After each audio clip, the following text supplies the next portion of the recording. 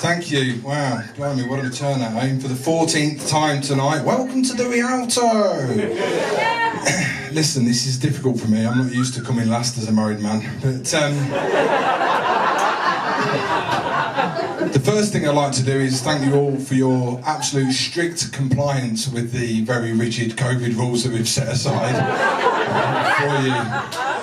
It's keeping you safe, it's keeping me safe, and that's what really counts, isn't it? When you're at a gig in Brighton. So you might hear it in my voice, I'm extremely nervous. This is nerve-wracking. My colleagues, my friends will attest to the fact. And I was trying to think to myself when I was last this nervous, and I could feel it in my voice. And it was the first time I got caught masturbating. And there I was, trying to explain what I was doing to my mum and everyone else on the bus. Look, everyone gets nervous on the first day at work, don't they? We didn't volunteer for the Scouts after that. It's about resilience, so it's about bouncing back, it's about saying, you know, I can beat this. And I looked at the news this week and I was impressed actually to see the 95-year-old Queen. She made it to the memorial for her late husband. But what surprised me was seeing Andy walking her down the aisle. Clearly a forgiveness. But when you look a little bit closer, you can see they're actually handcuffed together. And of course the reason for that is because Wills and Kate had brought their kids. So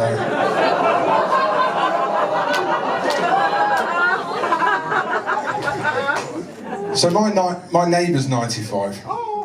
And I was walking home from the train station because clearly I'm not allowed on the buses anymore. And I saw her cutting the lawn.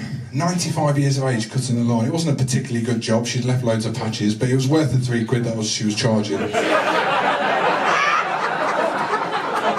I said, Jean, we need to get you a lawnmower. She says, I'm never going to manage a lawnmower with a Zimmer frame.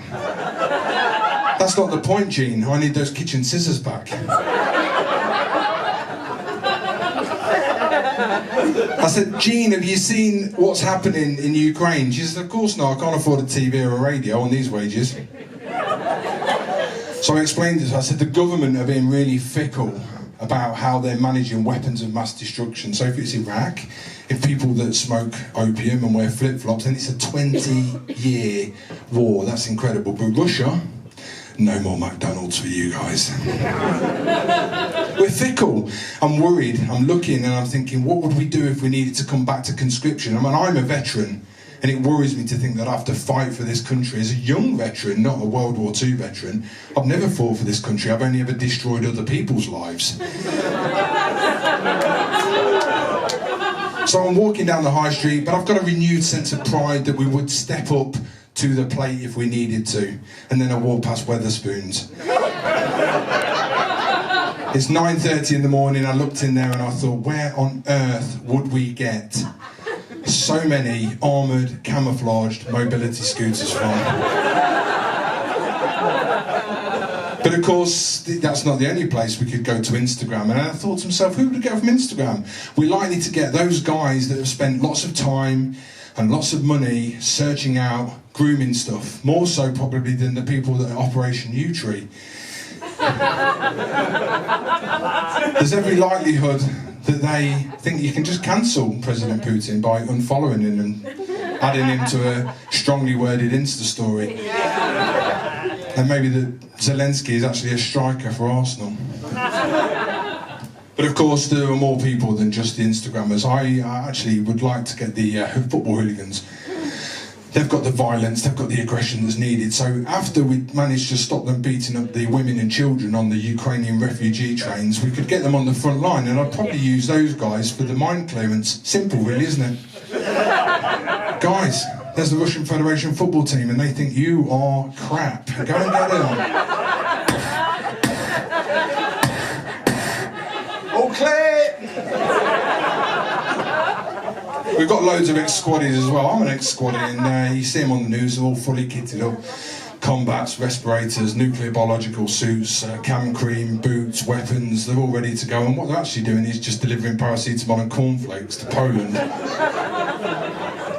I did think there's a real stock that we're missing. We're missing the online gamers, aren't there? Those guys, they've got the skills, they've got the warfare skills, they know about weapons, they know what they need to do. Just need to tweak them a little bit, maybe. Just let them know that they need to put some pants on. They need to actually go outside in the sun. And they're probably going to have to start shooting humans rather than semen into a sock.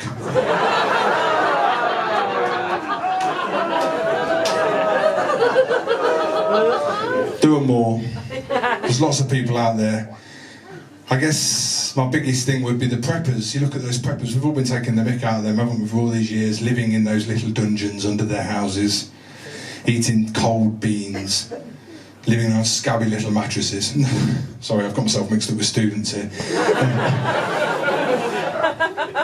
Look, there's a couple of things we could do. Hopefully we wouldn't rely on our President and Prime Minister doing the same as the President of Ukraine, President Zelensky. President Zelensky famously is a comedian turned politician, which incidentally is the complete opposite of how we do it in the UK. I can't quite imagine Boris Johnson out there. He's almost certainly going to have a massive target on his back, isn't he? He's going to be the first one to get shot. So how we'd counteract that is probably leave Rishi Sunak at Westminster. Now, genuinely, the only way we could solve this is like we solve everything in the UK. We use foreign labour. So I would say, to get it done cheaper, to get it done quicker, we speak to our Romanian comrades in the UK and we say that those Russians are coming here and they're fully qualified painters and decorators.